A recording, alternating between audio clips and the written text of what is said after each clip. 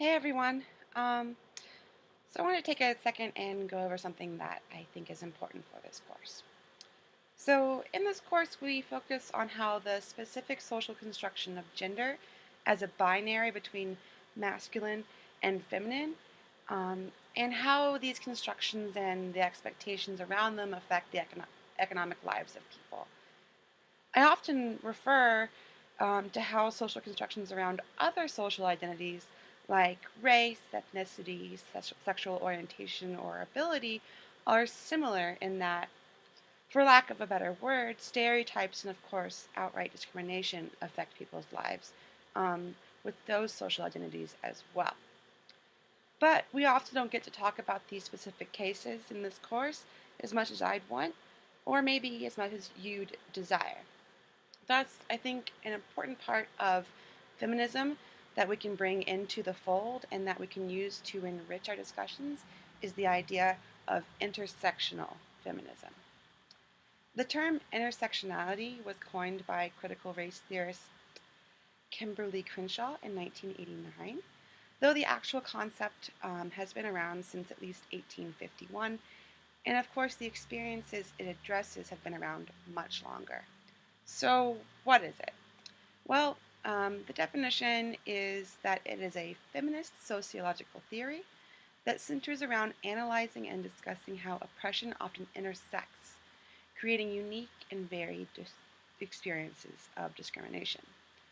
So, to introduce this, there's an interesting way of going about it. So, one of the first introductions you had to feminism probably was discussions of the women's suffrage movement at the turn of the 20th century, where women advocated for their right to vote. The name Susan B. Anthony should ring a bell, or maybe the place Seneca Falls. One thing you might not have heard about this very important movement is that it faced its own issues of discrimination and disenfranchisement. While all these women were fighting for their right to vote, there was disagreement and controversy about which women's rights to vote they were fighting for. You see, they were dealing with the intersection of gender and race. In fact, though ostensibly the right of women to vote was ratified in 1920, it wasn't until 1965, with the Voting Rights Act, that legal barriers for many people of color, including women of color, um, were overcome.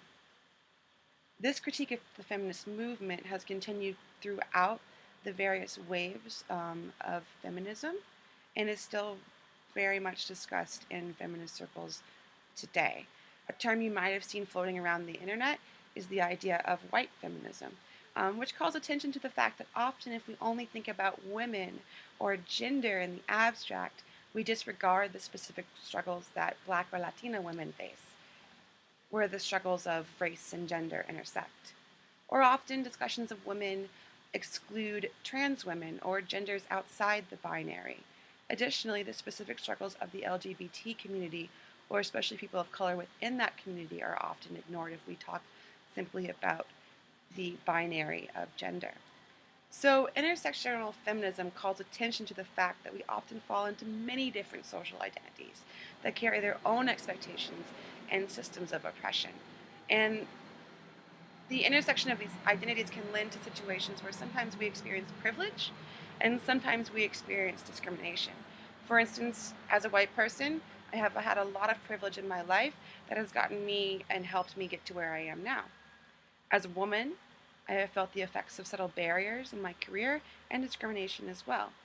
As a queer person, I have also experienced discrimination.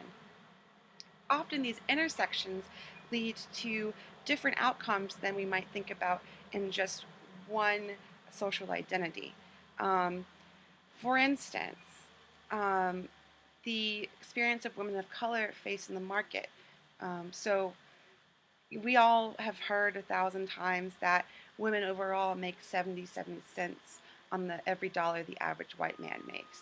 Um, but black women and Hispanic women only make 70 cents and 61 cents, respectively.